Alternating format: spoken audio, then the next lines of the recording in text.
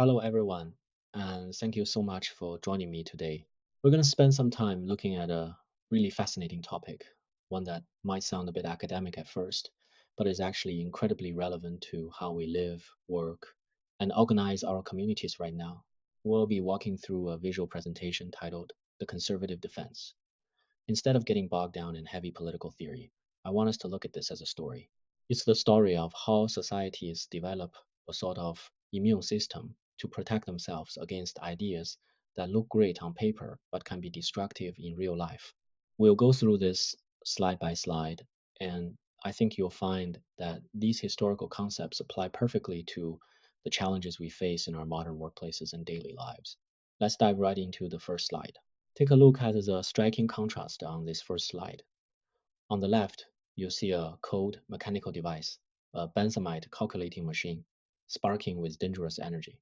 This represents the threat of radical abstraction, the idea that you can just reduce human experience to raw data and maximize utility like a math problem. On the right, you see a magnificent, deeply rooted oak tree. This represents the Anglo-American Conservative defense, an organic response to those mechanical formulas. Think about a company or a community you've been part of. You can't just treat people like cogs in a machine or lines on a spreadsheet. A healthy society is a living, breathing organism. It grows through living institutions, societal resilience, and a common law tradition, just like the deep roots of that oak tree. This slide sets the stage for our whole discussion, the mechanical versus the organic. Moving to page 2, we build on this idea of a living organism. When a biological body is attacked by a virus, its immune system activates. Society works the same way. Conservatism essentially evolved as a reactive defense mechanism against the dismantling of our traditional structures. You can see the four steps here. Step 1 is the threat activation, where radicalism starts tearing up the traditional fabric of society. Step 2 is the primary defense, where Edmund Burke formulates the idea of custom and organic glue. Step 3 shows this defense branching out in a transatlantic evolution, adapting to the Americas. Finally, step 4 is the ultimate shield, where these ideas solidify into a protective dome, the six canons of conservatism. It's a great reminder that defending tradition isn't about standing still. It's an active, adaptive, and highly responsive process. Now, on page 3, we zoom in on the virus itself. The imagery here is powerful, a guillotine surrounded by the flames of the French Revolution. Why do we call it the pathogen of pure reason? Because radical reformers back then introduced abstract mechanical formulas that threatened to incinerate organic societal bonds completely. They claimed that human perfectibility could be achieved by severing the present from historical continuity, treating society as a machine to be dismantled and rebuilt from scratch. We've all seen this in the workplace. A new manager comes in with a perfect textbook plan, completely ignores the existing company culture and relationships, and tries to tear everything down. The result usually isn't utopia, it's chaos and ruined morale. Page 4 breaks down this mechanical threat into 5 interlocking gears that drive societal deconstruction. Look at how they feed into each other. It starts with 18th century rationalism and its naive belief in the perfectibility of man. That turns the gear of romantic emancipation, demanding total political equalization. This drives utilitarianism, then positivism, and finally collectivistic materialism, which systemically eradicates private property. The final output of this machine is the total eradication of historical continuity. It's a sobering visual. When we reduce humans to mere material units and strip away their history, the gears just grind society to dust.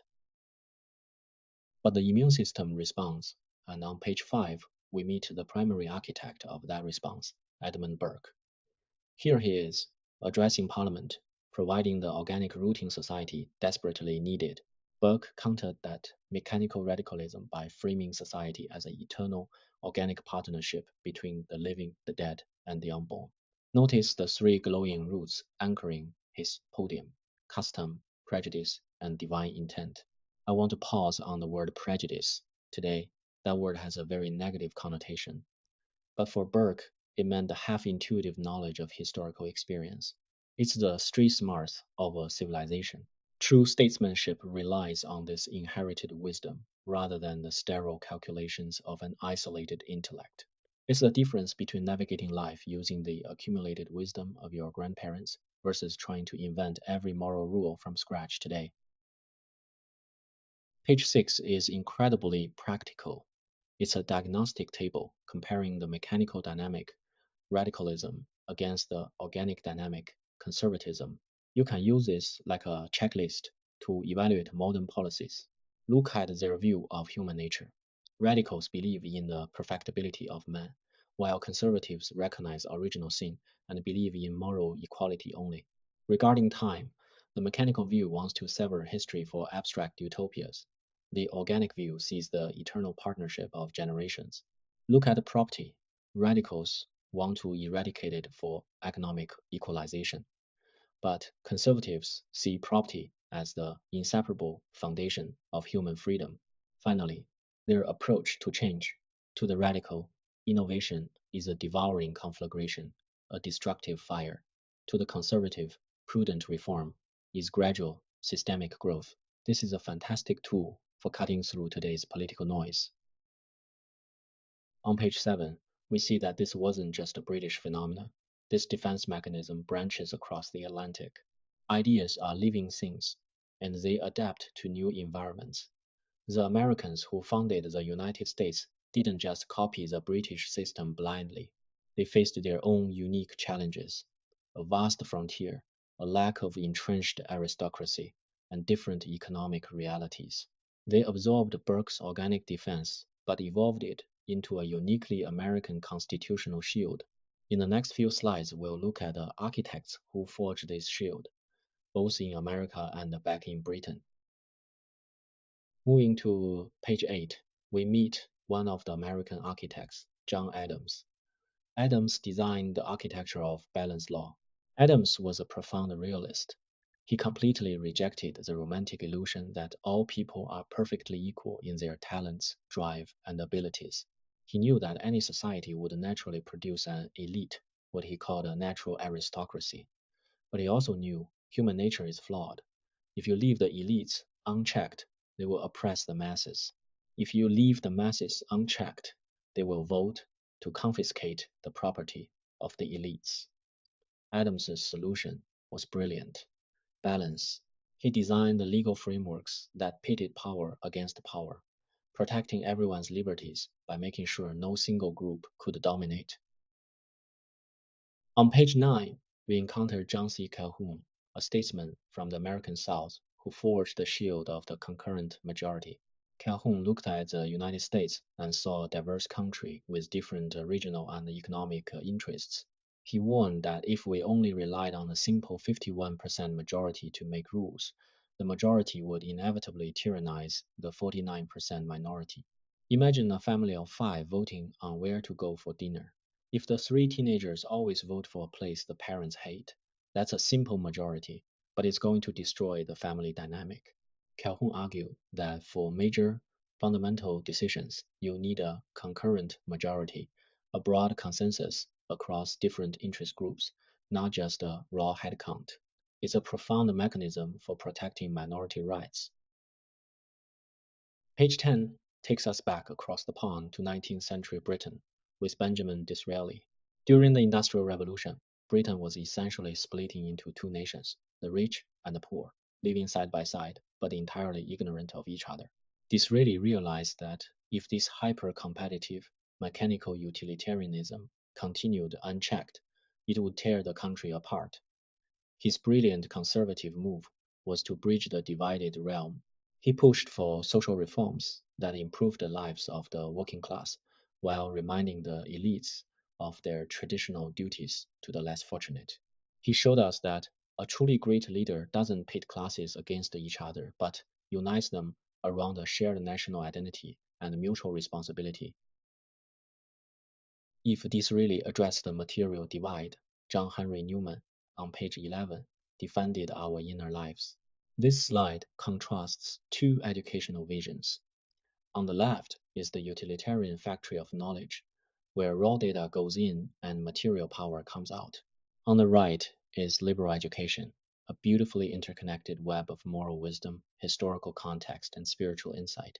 Newman protected the moral and the spiritual aims of education from being reduced to mere mechanical utility. He argued that knowledge is not merely a tool for material power.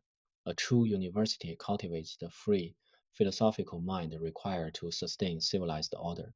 This is a great reminder for us today. If we only teach our kids coding and finance, and forget literature, ethics, and history, we lose the spiritual intellect that keeps civilization alive. Page 12 brings it all together.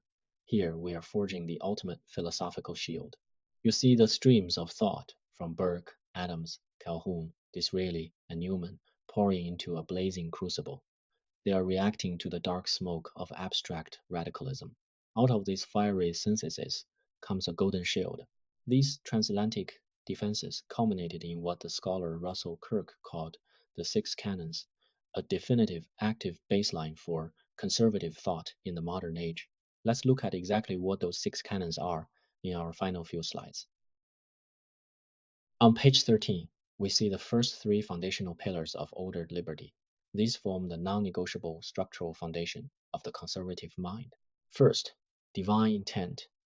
This pillar, topped with a glowing sun, reminds us that divine intent rules society and conscience, forging an eternal link between the living, the dead, and the unborn. Second, the mystery of tradition. It's an affection for the proliferating variety and mystery of traditional life, rejecting the narrow uniformity of utilitarian goals. We should love the quirky, unique traditions of our communities. Third, natural hierarchy. Civilized society requires orders and classes. Absolute equality is a desperate illusion. True equality is moral equality. We are equal before the law and before God. But forcing everyone into identical material outcomes only leads to tyranny. Page 14 gives us the final three pillars, which are the operational constraints that protect civilization from the fires of rapid abstraction. Force, property, and freedom. These are inseparably connected. Economic equalization is not progress, but the eradication of liberty. If a central authority can take everything you own, you are not free. Fifth, custom over calculation. This means having faith in historical prescription and custom, and a deep distrust of abstract sophisters and calculators. Finally, six, prudent reform. Innovation must be tied to tradition. Radical innovation is a devouring conflagration, not a torch of progress. True reform is like pruning a tree so it can grow better, not chopping it down to plant plastic flowers. And finally, we arrive at page 15, the enduring ecology of order. This brings us full circle. On the left, you see the rusted, overgrown gears of radical ideology. Those mechanical attempts to force human perfection always break down because they ignore human nature. On the right is the magnificent tree of ordered liberty, actively cycling through those six canons we just discussed. The takeaway is that the conservative mind remains an active, vital immune system, preserving the moral and physical survival of civilization against the continuous radical disruption. As long as the pathogen of abstract perfectionism persists, the organic defense of ordered liberty must continuously adapt, root, and grow. Thank you all for your time and attention. I hope this visual journey has given you a fresh, relatable perspective on how respecting our traditions, our property, and our human nature forms the ultimate shield for a free and flourishing society.